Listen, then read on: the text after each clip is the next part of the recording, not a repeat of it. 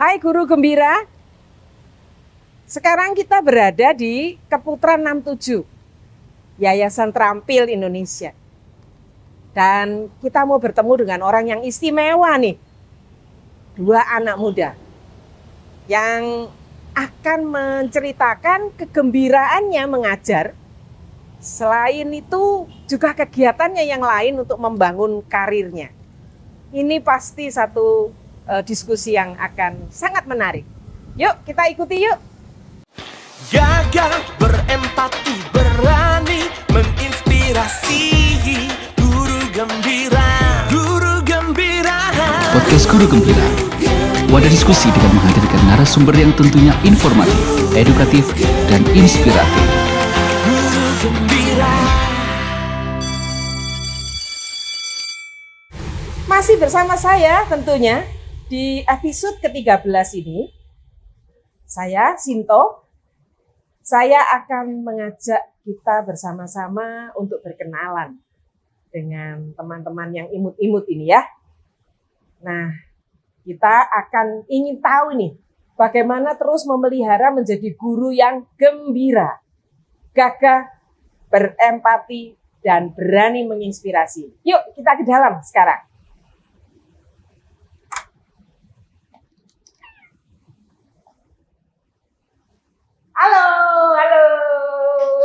Halo Fania dan Belinda. Wah, ternyata kita lagi bernuansa Imlek ya. Karena besok kita akan merayakan ya sebuah hari yang istimewa. Pasti ini sesuatu yang harus kita persiapkan ya. Cantik-cantik semua, sudah pada potong rambut ya. Wah, oke lah. Yuk, kita ngobrol-ngobrol yuk. Guru Gembira. Nah, kita mau ngobrol nih. Kita sebelum ngobrol, kita kenalan dulu nih dengan meme-meme yang cantik-cantik ini, ya. Oke, ini adalah Belinda Wijaya, ya. Dan ini perkenalkan Rachel Fania Hadi, ya. Belinda dari Yongchun Language Center, sedangkan Fania ini adalah Lause dari Elion Christian School, ya. Mereka adalah sama-sama guru bahasa Mandarin, ya. Dan ini momen yang istimewa karena menyambut hari Imlek, Tahun Baru Cina, ya. Mari kita lihat nih, apa sih yang sedang mereka lakukan? Ngapain nih?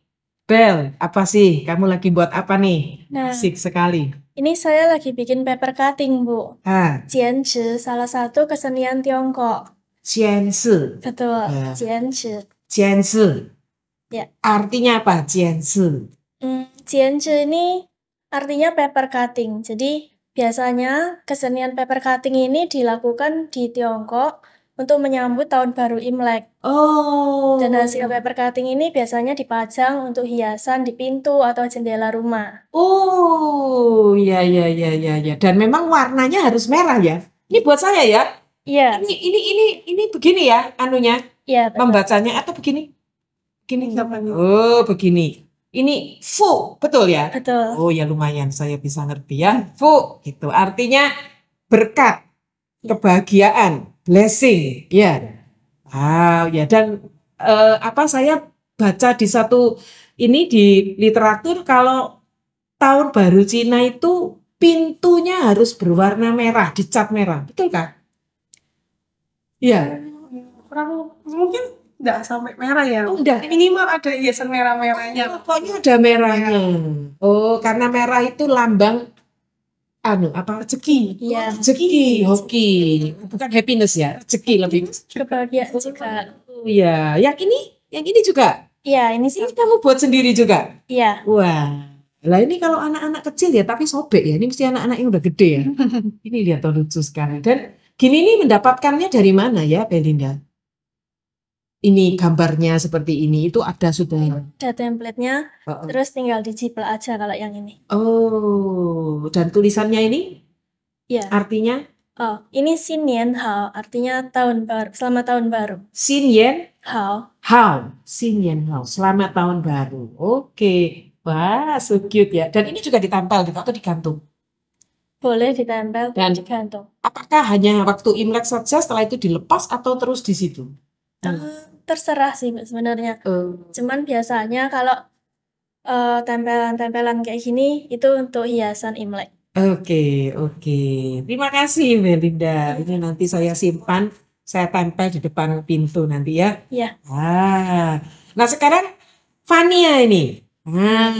Kalau dari posturnya ini udah kelihatan ini. Ini penari ini ya. Nah, coba deh cerita gimana nih awal mulanya jatuh cinta dengan tarian yang saya dengar katanya tarian ini khas ya. Nah, gimana khasnya ini? Coba. Ya, jadi waktu itu saya tuh pernah ini Bu. Kan awalnya saya balet ya, ikut balet, tapi baletnya itu yang western, jadi yang royal, yang kayak kita pasti banyak sering tahu. Iya. Nah, suatu waktu itu saya ditawarin, mau nggak dapet beasiswa yang Beijing punya. Nah, saya bilang, ya nggak apa-apa, dicoba waktu itu bilang sama mama saya. Terus kasih, coba dan suka, akhirnya lulus dari yang Beijing Dance Academy itu. Oh, dan itu tahun berapa? Ketika kamu usia berapa? Wah, waktu itu umur berapa ya? Masih kecil sepertinya Bu. SD kelas 1, 2, Oh, itu startnya. Terus, startnya. lamanya tuh kurang lebih 6 tahun. Oh, berarti waktu ujian di sana juga masih kecil ya? SMP? Ujiannya di Surabaya kebetulan. Oh, Jadi ujiannya di sini. ujiannya dari China itu datang ke ini. Yang datang. Oh, ya. Satu kali ujian saja. Iya, setiap tahun 1 kali. Selama 6 tahun berturut-turut. Jadi terus setiap Betul. tahun. Itu awalnya membuka Fania ini mengenal bahasa Mandarin gitu ya? Oh, terus jadi jatuh cinta gitu ya? Iya, jadi suka sama Mandarinnya otomatis Iya. terlanjur masuk gitu ya, Bu, cemplung gitu. Jadi sudah suka dengan menarinya, lalu masuk dengan bahasanya, masuk sudah ya? Betul, Bu. Oke, menarik. Nah, ini saya ingin tahu nih, gimana kok bisa terus akhirnya jadi guru? Nah, saya taunya kan Fania ini mengajar di preschool ya, sedangkan Belinda ini di kadang ada yang teenagers SMP, ada juga yang SD ya, tapi pengalamannya ya. Kalau Belinda sudah mengajar berapa lama? Sekitar di Yongchun-nya. Iya, Di Yongchun sudah 6 bulan lebih. 6 bulan. Belum setahun ya? Oh, belum. Nah, sedangkan kalau Fania? Sayangnya jadi Elion ini sudah masuk tahun keempat. Jadi rasanya ya sudah merem, sudah bisa gitu ya untuk mengajarnya ya. Kalau Belinda mungkin masih dredeg-dredeg, masih dredeg nggak? Enggak ya, udah. Iya, kadang. Masih dredeg ya. Nah, saya pengen tahu nih, pintu masuknya sehingga kok jadi guru Mandarin. Padahal kalau lulusannya Belinda ini di sastra Tionghoa memang ya, UK Petra, tapi bukan keguruan. Betul ya. Sedangkan Fania tambah parah lagi nih ya. Arsitektur ya. Betul. Wah, menarik arsitektur tapi jatuh cinta ke Mandarin. Boleh dong cerita gimana? Masuknya karena waktu itu saya itu pingin awalnya itu ikut siapa tahu dan saya kayak tawaran-tawaran ke China gitu ya Bu, karena kan emang pingin ke China karena balet ya. Awalnya aku ke China karena balet, tapi ternyata setelah lulus itu memang tidak ada program untuk meneruskan beasiswa. Kalau mau ya sekolah sendiri. Terus ketemu dengan teman papa saya, terus bilang ini loh ada LKPBT itu buka beasiswa. Waktu itu beasiswa ada sekolah bahasa atau sekolah preschool, early childhood teacher education gitu. Terus tapi waktu itu kalau mau berangkat harus ada sekolah yang membawai. Jadi waktu itu saya kontak sama Polose itu yang di Elion karena saya kenal karena saya juga murid les Elion. Jadi saya makanya bilang bisa. Jadi Elion yang mengusung saya gitu loh. Iya, mensponsori gitu ya. Jadi makanya bisa masuk dan itu dapetnya yang early childhood itu. Oke. Berapa lama itu di sana? 1 tahun. 1 tahun. Ya 11 sampai 11 bulan lah kurang lebih. Setelah lulus S1-nya ya? Iya setelah saya lulus S1. Iya. Tapi pada saat itu udah lumayan fluent ya? Sudah selesai HSK 4 ya Pak. Sudah selesai ujian HSK 4. Sudah HSK 4 ya? Wah, ya. Akhirnya ke sana klop nih sama keinginannya, sama passionnya. Betul. Saya waktu sana kayak kan kita waktu itu ya kalau saya di China itu selama 11 bulan tuh belajar semua yang terkait dengan TK. Itu tuh kayak enjoy kayak meskipun belajarnya kalau di China lebih parah ya daripada kita di Indo. Gitu kah? Parahnya itu apa? Waktunya. Jadi setelah makan malam kita tuh harus kembali ke kelas untuk self study sampai jam 9 malam baru balik ke asrama. Tapi kayak enjoy kayak semua tugasnya, semua itu bisa diselesaikan gitu. Padahal belajarnya banyak, Bu. Kalau di sana itu nyanyi, piano, gambar, terus lagi ya ada ini psikologi, semua bahasa, cerita, musik itu ada. Harus dikuasai. Semua harus dikuasai dalam 11 bulan itu, Bu. Wih, wah itu yang gurunya canggih-canggih itu pasti ya. Luar biasa. Dan setelah itu balik terus langsung di Elion. Elion, di TK ya. Betul. Wah. Kalau Belinda gimana ceritanya ini? Ini masih fresh from the oven ya. Iya. Gimana? Kalau saya awalnya memang sudah suka belajar bahasa asing, Bu. Lalu waktu itu di SMA ada pameran universitas, terus lihat ada pamerannya Petra, ada jurusan bahasa Mandarin ini, sastra Tionghoa seperti itu. Wah. Nah, akhirnya tertarik untuk belajar bahasa Mandarin. Jadi ya lulus SMA, masuk kuliah di prodi bahasa Mandarin UAP ini. Ya, terus masuk bahasa Mandarin, semester 5 ada penjurusan bisnis atau pendidikan. Nah, waktu itu saya masuknya yang bisnis. Sebenarnya saya pilih bisnis bukan karena saya memang mau bekerja di dunia bisnis, tapi karena saya tertarik, pengen tahu bisnis itu kayak gimana sih, seperti itu. Tapi sebenarnya di sisi lain, saya merasa saya lebih suka mengajar. Karena sejak semester 4 juga sudah mulai ngajar privat waktu itu. Nah, saya rasa jiwa saya kok seneng kalau ngajar kayak gitu. Lalu saya juga ngerasa cocok kalau ngajar. Bisa taunya dari murid-murid saya yang les privat sama saya, lesnya pada lama-lama. Nah, saya rasa kalau mereka nggak cocok sama cara ngajar saya, harusnya Pastinya nggak lama-lama gitu ya. Iya, berhenti aja. Nah, tapi ini lanjut terus sampai ada yang mulai 0 sampai HSK 4 sampai berangkat waktu itu ke Taiwan. Ada yang mulai HSK 2 sampai HSK 4 kayak gitu. Jadi ya saya rasa ya mungkin memang saya cocok di ngajar kayak gitu. Lalu lulus kuliah, masuk Yongchun. Nah, di situ baru mulai benar-benar diasah kan skill ngajar saya. Terus saya belajar banyak juga, baik secara skill mengajar maupun skill menghandle kelas. Karena sebelumnya kan cuma ngajar privat. Nah, di Yongchun ini mulai ngajar kelas kayak gitu. Ya, dengan bantuan lause-lause senior di sana, ada lause native juga. Ya, saya merasa banyak belajar lah, banyak berproses. Jadi ini dari Yongchun ini Pak Guan ya? Betul. Pak Guan ini menjadi apa ini ya? Motornya untuk semua guru-guru ya, sehingga guru-guru muda pun diberi kesempatan untuk bisa mengembangkan diri ya. Oke, wah menarik sekali. Nah, berarti kalian berdua ini yang saya kagumi. Usia kita jauh ini akan seusia anak-anak saya ya. Tapi sudah punya passion, punya kecintaan untuk mengajar ya. Nah, saya dengar ini termasuk guru-guru unggulan di masing-masing ini ya. Saya mendapat bocoranmu ini guru yang sudah pilihan ini. Mbak ya tolong diperagakan. Saya kepingin jadi murid.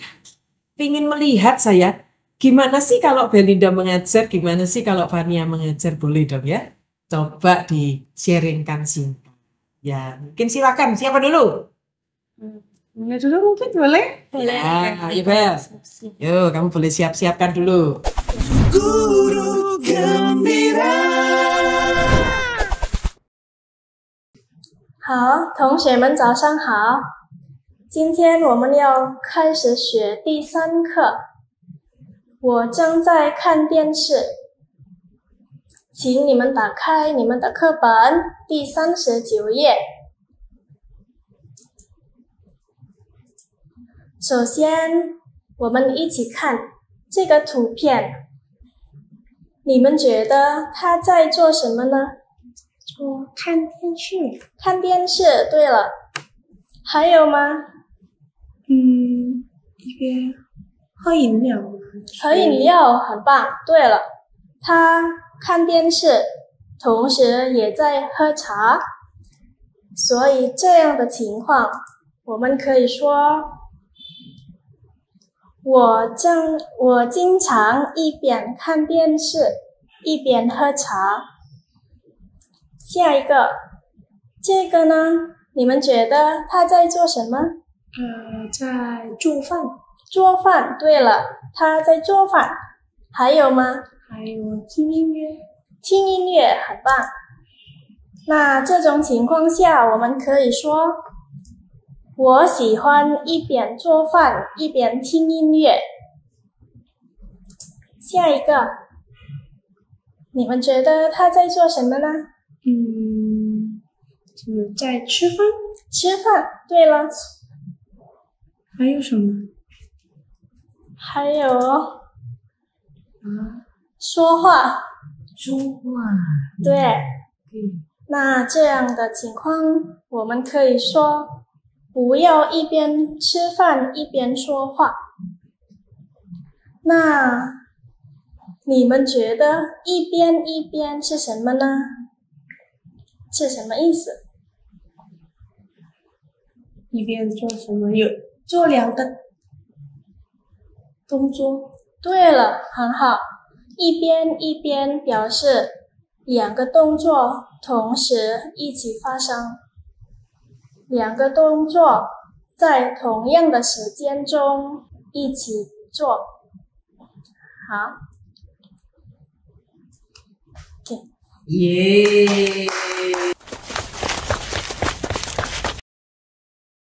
耶！好啦，小朋友们早上好。OK， 今天老师有带，你看这里有什么呢？老师有柜子，这个是柜子 ，a cupboard， 柜子。那这里老师有蓝色的，有绿色、黄色，还有红色。那你们可以猜一猜，里面有什么呢？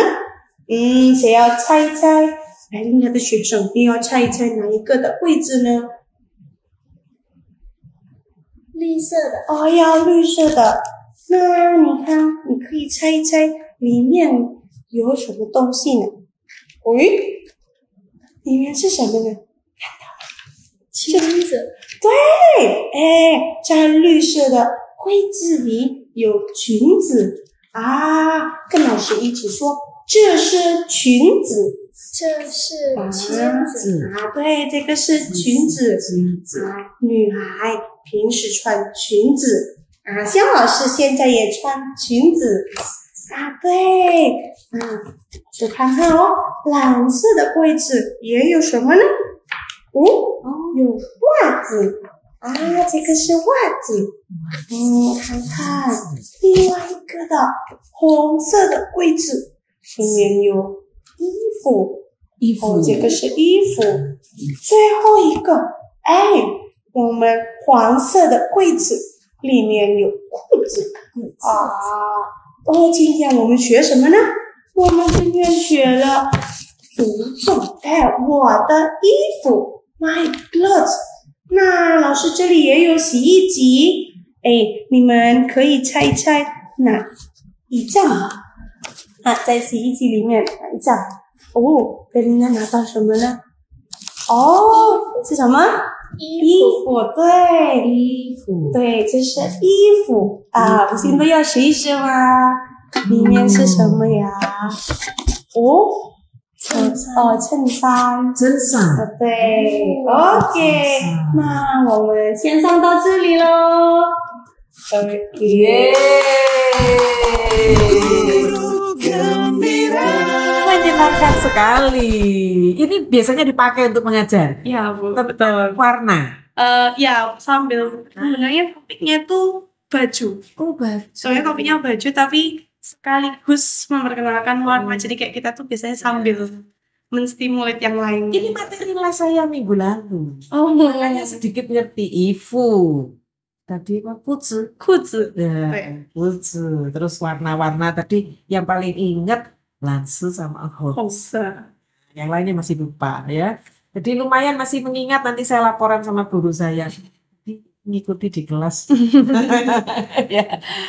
Wah, kalau seperti itu mestinya menyenangkan ya. Anak-anak ini mereka enggak apa kesulitan nggak gitu anak-anak ini terus kalau TK gitu seperti itu mereka lari atau gimana? Kalau hampir lari-lari enggak sih, Bu. Mungkin ada beberapa 1-2 anak yang kadang-kadang masih nggak bisa konsen. Heeh. Ya kita bisa panggil namanya siapa, dia yang maju atau yang gantiin saya, coba ingin jadi guru kecil. Biasanya kita bisa bilang gitu. Nanti mereka akan interest. Tapi kalau itu biasanya awal-awal. Kalau kita sudah ngajarnya cukup lama, Heeh. sudah berapa minggu, berapa bulan itu lama-lama mereka bisa dengar. Heeh. Dan mereka mau menyimak Mau. ya. Oh, iya. Nah, ini kita masih nyambung topik kita setelah melihat kalian ini passionate di ngajar nih ya. Kan kita waktu itu bertemu di bulan November ya, waktu Hari Guru Nasional ya, dan jadi tamu khusus Genset, gitu, guru Genset. Namun sayangnya pada saat itu kurang ini, saya merasa nggak puas nih, ketemu dengan Gensetnya kurang keluar karena gen-gen yang lain sudah banyak berbagi. Kalau kalian sendiri pada saat pertemuan itu adakah sesuatu yang baru gitu yang didapatkan dari teman-teman yang 11 podcaster yang diundang ini? Apakah ada yang masih diingat mungkin yang berkesan? Sih harusnya. Maksudnya saya mendapatkan banyak hal baru sih. Iya. Kayak kalau saya terlalu banyak sampai saya juga tidak bisa ngomong yang mana. Mungkin ada Belinda yang mana? Jadi belajar banyak sih, terutama jadi tahu kalau ternyata kalau dari sudut pandang generasi X dan Y waktu itu seperti ini gitu. Lalu belajar juga dari pengalaman-pengalaman yang mereka ceritakan. Oh, gitu ya. Ya. Kalau dari Fania? Ya kurang lebih sama sih, Bu. Ya. Kita banyak belajar sih kayak ikut. Oh iya kalau mungkin karena mereka lebih senior ya, ngajarnya lebih lama. Kita kan masih belajar kayak mungkin bisa diterapkan ya. Lebih ke arah disiplinnya biasanya kalau Betul. Kalau kita kan kadang lebih ya sudah ikut anaknya, tapi sometimes butuh disiplin itu. Butuh disiplin. Ya. Nah, saya ingin menggali nih dari kalian. Nah, kalau waktu itu AI, saya masih ingat Fania ya, waktu menyampaikan ketika diputarin film itu beberapa guru yang baby boomer dan Y sudah menunjukkan penolakannya itu ya, sudah sedikit gitu ya ada, tapi dari Fania bisa loh, ya harus dihadapin gitu ya. Nah, bagaimana? Apakah kalian ini sudah memasukkan itu di dalam pengajaran atau mungkin di dalam preparationnya di persiapan menggunakan artificial intelligence? Gimana kalian? Kalau AI ya, mungkin kalau dalam pembelajarannya secara langsung belum, tapi preparationnya jadi kayak games yang kita buat, terus kayak mempermudah kita bikin PPT, cari gambar itu kan sebenarnya Udah pakai ya? Iya. Yang mana? Yang Bard, Bing, ChatGPT? Yang ini Bu, kalau saya sih kan pakai Canva ya Bu ya. Di Canva itu bisa AI Bu. Oh Jadi gitu misalnya ya? kita mau cari gambar apa gitu ya, Iya. itu bisa. Free pick itu juga bisa Bu. Sudah. Wah. Jadi kayak misalnya kita kalau cari gambar sesuatu nih nggak ketemu, coba kita cari keywordnya, kita buat sendiri. Sometimes mereka bisa generate lagi, cariin gambar buat kita Bu. Wah, dan itu mempercepat banget. Iya. Sebelumnya kan kalau cari gambar tuh harus scrolling. Sampai nemu yang cocok ini cepat bisa mempermudah. Jadi membantu sekali ya. Dan dari mana Fania belajar begitu? Apakah autodidak mencari sendiri atau sampai les gitu? Sampai les juga sih Bu. Ya tanya-tanya sama teman-teman yang kayak multimedia, kayak gimana ya kayak multimedia teman-teman di gereja. Kan mereka ada multimedia kak, cari gambar. Kok bisa dapat gambar bagus-bagus? Sekarang TikTok Bu salah satunya Bu. Di TikTok itu banyak yang ngasih hacks cari gambar apa, keywordnya apa. Itu banyak Bu. Jadi termasuk gambar yang tadi tuh dapatnya dari situ tuh. Ya salah satunya. Jadi kalau buat alat peraga dan sebagainya cepat ya sekarang ya. Juga lebih bagus kan sekarang kalau kita lihat banyak orang yang buat alat peraga, worksheet apapun itu gambarnya lebih dan tidak mahal ya. Betul Bu. Ya, bahkan gratis itu mungkin ya. Nah ini ya yang menarik ya. Kalau dari Belinda gimana? Sempat menggunakan juga untuk preparation? Iya, betul. Iya. Jadi sama tadi juga buat cari gambar itu lebih gampang. Apalagi kita kalau sebagai guru bahasa kan memang perlu gambar ya pastinya buat menjelaskan arti kata itu gitu.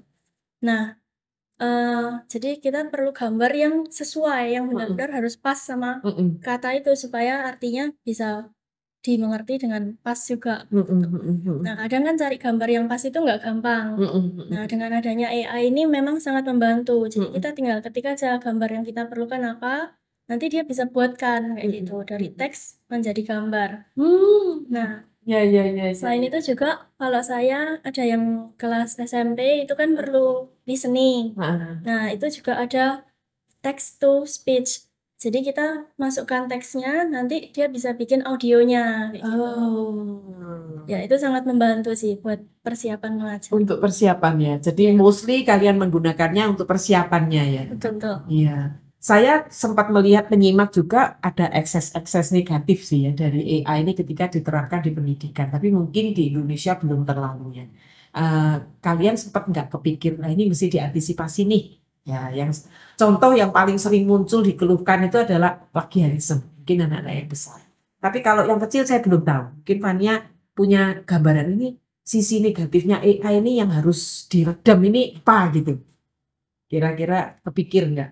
Kalau dari anak yang kecil ya Bu ya, Heeh. mungkin kita awalnya pinginnya cuma menggunakan AI untuk main game, ya kan? Awalnya main game, tapi kadang gambar yang keluar tuh bisa jadi nggak sesuai Bu. Oh, Bisa jadi keluar yang nggak pas. oh kayak gitu ya. ya, bisa. Oh, Terus mungkin juga karena anaknya terlalu dini, terlalu kecil, kita sudah paparkan dengan hal multimedia yang sangat canggih. Mungkin Iya. mereka juga belum siap menerima atau betul bikin sekali. dia edit gitu juga bisa ya Bu ya. Iya. Ya itu sih, jadi kayak mungkin masih harus bimbingan orang tua. Ya, dan mungkin gurunya perlu tetap ngimbangin ya, Betul, yang supaya enggak. real life dan yang Iya, betul. yang maya. Iya, betul, harus tetap berimbang ya. Itu mungkin untuk anak-anak kecil ya. Kalau remaja gimana antisipasinya Belinda untuk sisi negatifnya dari AI? Kalau remaja mungkin lebih dari siswanya sendiri udah lebih paham juga ya. Jadi bisa membedakan harus gimana dalam memanfaatkan AI ini. Jadi kalau tadi di kelas anak-anak mungkin mereka addicted, terus kita harus yang kontrol gitu. Tapi menurut saya kalau yang remaja Udah nggak bisa dikontrol ya? bukan, justru sebaliknya mereka jadi tahu dan bisa diberitahu juga. Ya. Kalau memang mereka masih menggunakannya secara kurang tepat, kita beritahu mereka juga jadi paham gitu. Kalau anak-anak mungkin kan kalau diberitahu, ya namanya anak-anak juga ya mungkin belum bisa sepenuhnya memahami maksud kita. Ya. Ini tentang AI ya. Mari kita sekarang sambil minum yuk, minum. Nah, ini kan untuk Imlek ya. Sengaja ditaruh di sini ini ya.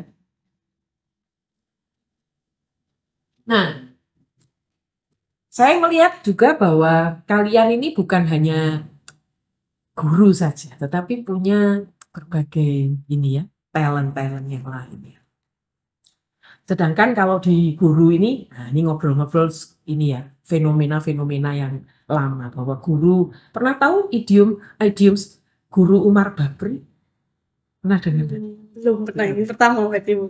Guru Umar Bakri ini guru yang pokoknya kalau jadi guru itu gaji kecil ya, kerjanya keras, tapi ya sudah gitu-gitu saja gitu ya, sampai tua ya, sampai pensiun gitu saja ya. Tapi saya melihat kalau Gen Z ini sekarang enggak dong. Guru kan mengembangkan diri dalam berbagai hal gitu ya. Dan saya lihat kalian berdua juga sudah menggeluti itu, tidak hanya mengajar saja tetapi ada hal yang lain. Ini gimana? Coba ceritakan tipsnya bagaimana memulainya. Karena ada banyak saya kalau ketemu itu, aduh udah nggak bisa, udah ngajar aja, udah penuh, nggak ada waktu lagi, gitu kan. Nah kalau kalian gimana? Untuk tetap expand, tidak hanya di satu hal, tapi banyak hal yang lain yang interconnected. Nah coba Fania dulu gimana? Kalau dari saya Bu ya, yang penting time management sih Bu, awalnya. Kayak bagaimana kita tahu mengatur semuanya. Jadi kayak kerjaan di kantor nggak kalang kabut, selesai on time, sehingga kita bisa ngerjain yang lainnya. Nah yang lainnya ini harus cari passionnya apa. Kalau saya kan maksudnya kayak saya ngajar, saya suka ngajar. Ya saya suka ngajar anak kecil, jadi saya memberi private course yang anak kecil. Anak kecil juga. Jadi saya ngatur waktunya. Oh ya ini waktunya, sudah bisa siapin juga. Tapi juga di luar itu kok juga nggak cukup ya sebenarnya kan. Jadi saya ada lainnya. Jadi kayak saya punya punya online shop, saya punya jualan bunga, saya juga bantu desain kayak terima job desain. Karena arsitek ya. Betul. Betul. Jadi kayak ya semua itu tetap bisa dikerjakan di dalam deadline-nya tuh dapat semua gitu loh. Jadi kan Oke. kita harus bisa time management. Jadi Oke. kalau sebelum kerja guru itu penuh, udah nggak cukup untuk nyiapinnya. Saya rasa sih enggak sih Bu. Enggak ya. Bisa. Bisa ya. Betul, mungkin awal-awalnya. Jadi saya dulu waktu pertama kali awal jadi guru juga merasa wah nggak sempet ya, masih harus bikin PPT, persiapan itu. Masih mengoreksi Betul, gitu betul. ya. Tapi setelah dijalanin, oh enggak, kita bisa ngambil jalannya. Ya udah diselesain jam kantor, selesai pulang ya bisa ngerjain yang lainnya. Jadi saya nggak sejauh ini ya, selama ini nggak pernah bawa pulang kerjaan kantor dikerjakan di rumah. Oh gitu ya. Betul. Wah. Ini bisa kerja. Apa itu? Sampai bisa cepat begitu. Ya, ya ini Bu, dia diselesaikan on time. Saya sih kalau saya biasanya checklist, ada checklist hari itu saya mau ngapain. Oke. Jadi kayak sudah tahu, oh saya kurang ini. Oh yang mau disiapin nanti berapa ini lagi apa gitu. Terus kalau sekali saya buat lesson plan. Dulu tuh saya awal bikinnya kan sekarang pokoknya satu tim. Terus kalau PPT ya 1 bulan itu sudah selesai saya kerjain. Oke. Jadi nggak ganggu lagi gitu loh. Iya. Biar bisa main. Dan bisa ini ya. Fokus untuk yang lain-lainnya yang Betul. juga menyenangkan ya. Betul. Tadi ada online, private course ya, Atau desain juga, dan itu Iya. semua senang ya dilakukannya ya. Oke, ya ini tips yang perlu dipegang ini ya oleh para guru-guru yang lain ya. Kalau Belinda gimana?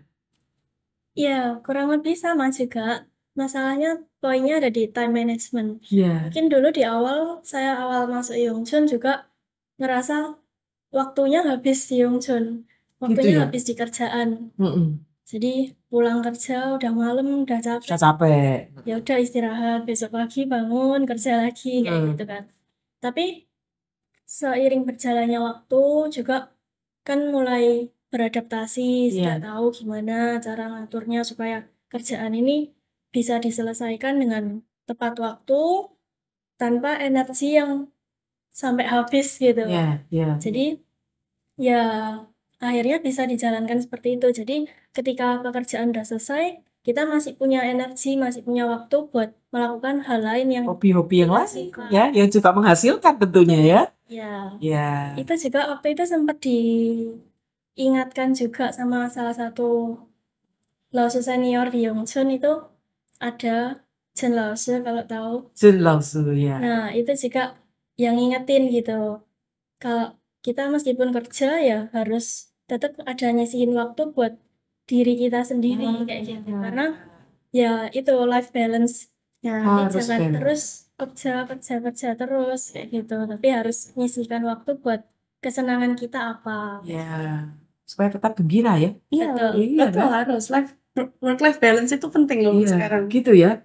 Kalau enggak kita jadinya terfokus di situ saja, exhausted ya. Betul. Iya. Nggak punya sosialisasi juga. Betul. Setuju. Ini yang harus kita belajar. Saya juga harus belajar. Harus balance gitu ya, nggak fokus di satu hal. Ya, menarik. Nah, sekarang ini pertanyaan yang juga penting ini ya. Waktu itu kita bahas di pertemuan itu. Ini kan kalian akan menghadapi gen alpha ya. Nah, gen alpha ini kalau dibaca kan memang unik ini ya. Susah konsentrasi, time span-nya pendek ya toh. Lalu digital native ya, udah sejak lahir ya. Betul. Nah, kira-kira kalian udah saat ini menghadapi nggak kesulitan? Kesulitannya ada Bu. Ya, Kalau gimana? saya biasanya tuh anak-anak yang baru masuk ya, apalagi kalau kita baru masuk adaptasi satu semester itu struggle-nya kita guru-guru. Kalau saya khususnya di playgroup ya ini ya. Satu semester itu struggle-nya. Ya, baru berbuahnya itu semester keduanya. Oh gitu ya? Ya, itu cara kalau saya pribadi pendekatan. Personal pendekatan pribadi. Iya. Cara mendekatinya, tahu dia ngerti, dia suka, dia nggak boleh nggak suka Mandarin dulu. Kalau sampai ada di titik dia tidak suka itu sudah susah sih. Kalau bagi saya ya. Selama saya tidak perlu memaksa, nggak perlu dipaksa, nggak perlu apa. Karena kan kita bahasa bahasa Mandarin ini kan tambahan ya, bukan mother language-nya. Yang mana kalau mereka sudah sekali dari kecil nggak suka, kan susah untuk kedepannya. Gitu ya. Jadi kalau saya sih nggak maksa, pendekatan pribadi terus kayak kita jelasin aja, actually Mandarin itu nggak sesusah itu kok, happy kok, kita fun kok belajar Mandarin. Terus juga bagaimana pembawaan kita di kelas, Ibu. Iya. Itu saya. Jadi faktor personal dari Fania ini sangat penting ya, membuat mereka cinta Mandarin, ini cinta gurunya dulu gitu ya. Betul. Jadi suka bantu-bantu yang ini. Biasanya kalau saya sih, meskipun nggak di jam pelajaran saya ya, saya udah ketika pas datang, bantu mereka lepas sepatu, ngajak ngomong kayak hari ini happy nggak? Itu kan sudah cukup. Jadi interaksinya dibangun dulu ya, sampai mereka connect, akhirnya dapat udah hatinya gitu ya. Sudah masuk itu, tahu pelajaran laos nih, happy gitu sih. Itu rahasianya di situ ya. Oke. Kalau Belinda gimana menghadapi anak-anak yang alpha? Iya. Saya pastinya dari awal sudah berusaha untuk memahami dan beradaptasi. Kalau kita memang tumbuh di generasi yang berbeda. Mereka generasi alpha, saya generasi Z. Mereka generasi yang tumbuh di zaman teknologi. Jadi segala sesuatunya pasti mereka maunya instan. Yes, betul sekali. Jadi saya juga akan berusaha supaya mereka belajar bahasa Mandarin tapi nggak merasa bosan. Jadi karena mereka suka yang instan, belajar dari buku, menghafal itu pasti sesuatu yang membosankan bagi mereka. Jadi saya sebagai guru bisa balik lagi memanfaatkan teknologi yang ada. Misalnya menggunakan games buat pembelajaran di kelas kayak gitu. Itu kan jadi membantu supaya mereka lebih tertarik juga dengan belajar Mandarin kayak gitu. Lalu tapi di sisi lain toleransi pasti ada karena saya juga paham, saya tumbuh di generasi saya. Mereka beda di generasi sekarang. Nah, tapi toleransi ini nggak akan lepas dari etika sopan santun, norma sopan santun. Karena saya rasa norma sopan santun itu nggak ada hubungannya sama generasi. Betul. Ya, setuju. Misalnya guru bicara kasar ke siswa atau siswa bicara kotor di kelas, itu tentu nggak ada hubungannya sama generasi. Ini masalah sopan santun. Jadi kalau ada yang kayak gitu, ya harus diberitahu, harus gimana yang benar kayak gitu. Gitu. Pernah ngalamin itu, terus mereka nggak sopan, nggak respect ngomong yang sejauh ini belum pernah sih. Belum pernah ya. Belum pernah menghadapi murid yang sulit.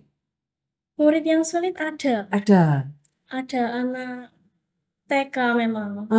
Ya, namanya anak-anak juga ya Bu. Jadi kayak dia kadang rewel, kadang nggak fokus kayak gitu. Nah, anak ini maksudnya lebih rewel dari anak-anak lain. Lebih sulit fokus dari anak-anak lain. Jadi kalau di kelas anak-anak lain udah pada duduk siap dengerin, dia masih jalan-jalan. Dan yang bikin lebih sulit lagi, dia ganggu temennya. Jadi dia mempengaruhi fokusnya teman-temannya juga.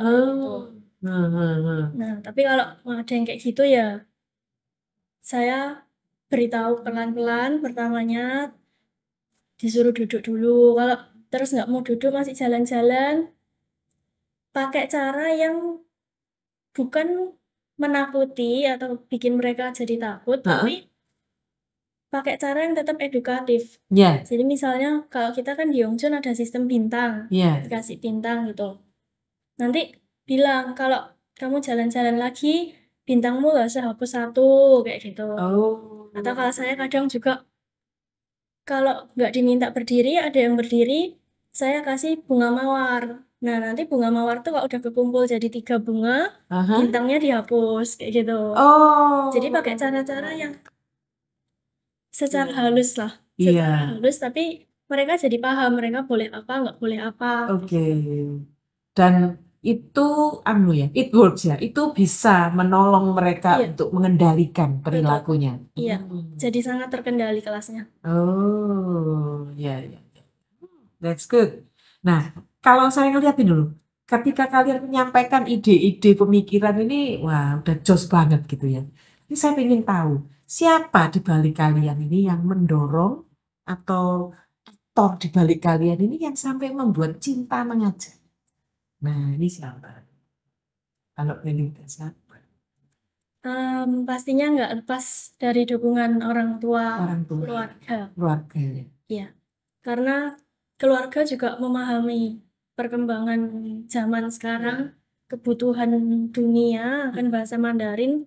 Jadi mereka ya mendukung aja kalau saya mau jadi guru bahasa Mandarin. Ah, Ya, jadi supportnya dari keluarga, dari support terbesar.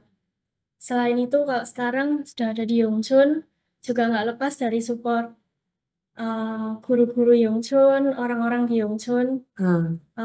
Misalnya ada tadi yang saya sebut itu, Chen Laoshi itu perannya sangat besar sekali buat proses saya di Yongchun.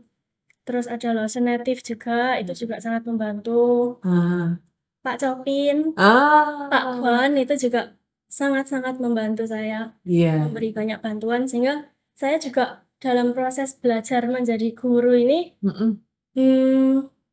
bisa merasa enjoy, juga percaya diri gitu.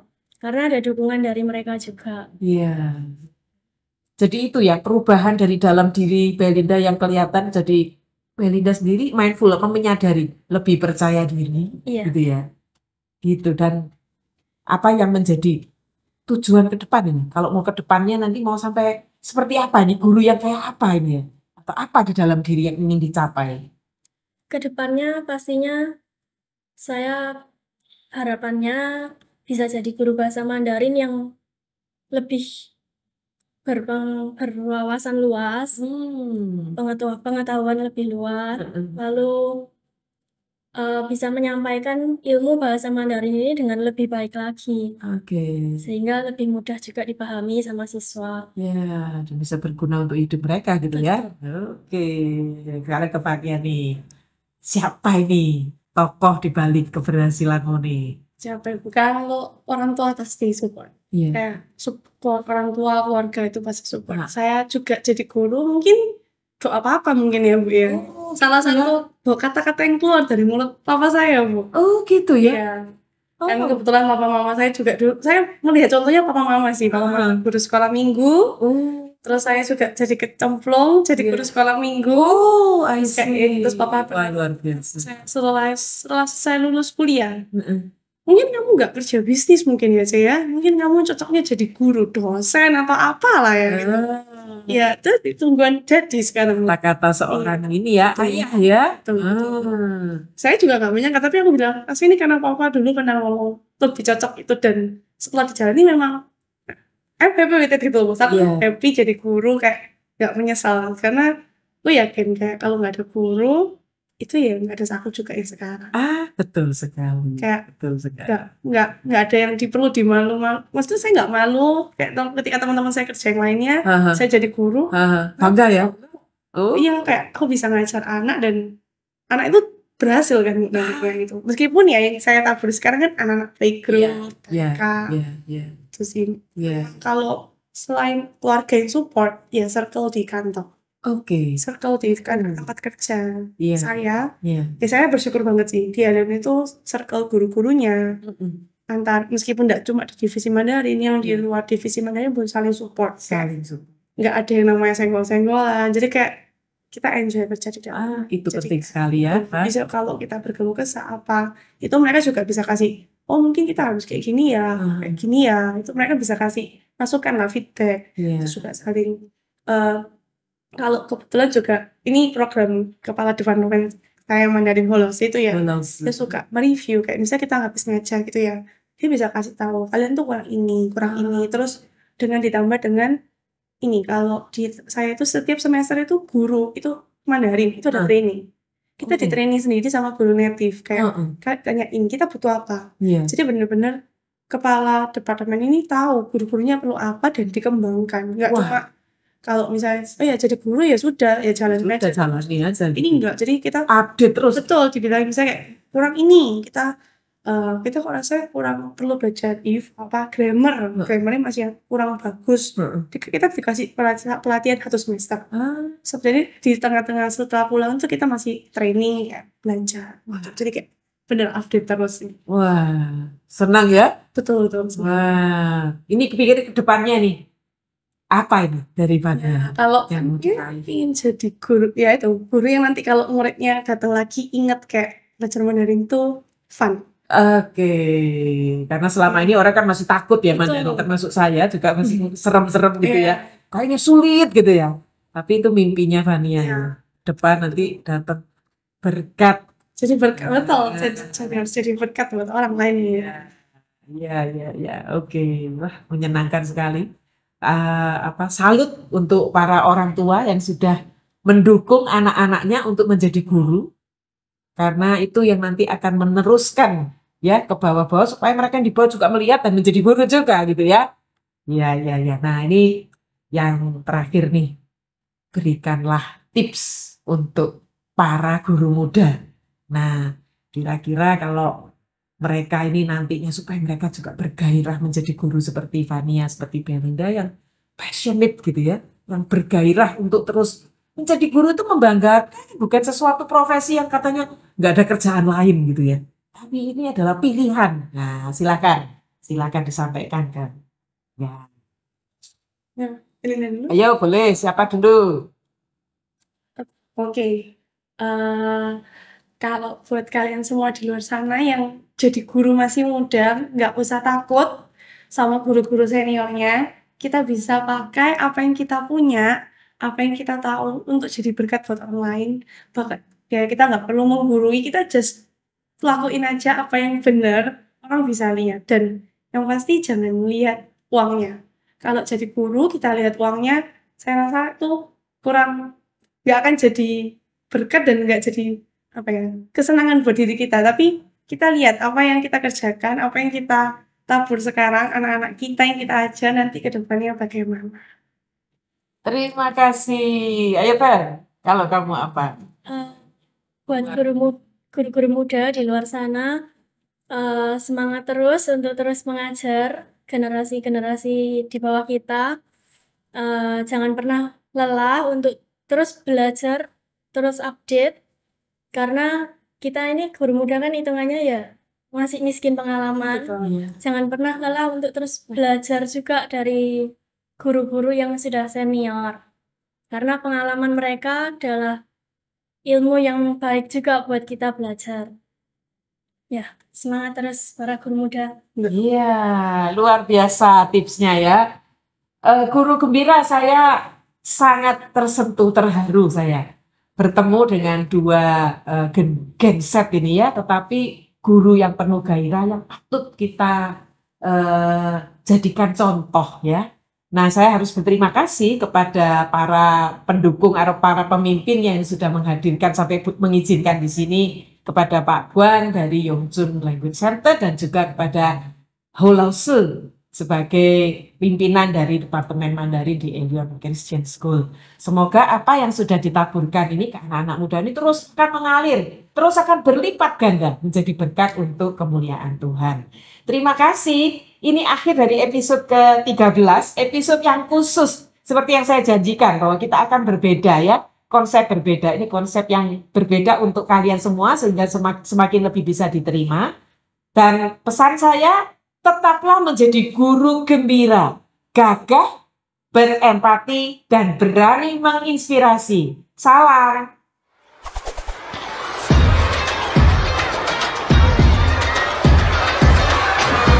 祝大家新年快乐，阖家平安，身体健康。我是努力。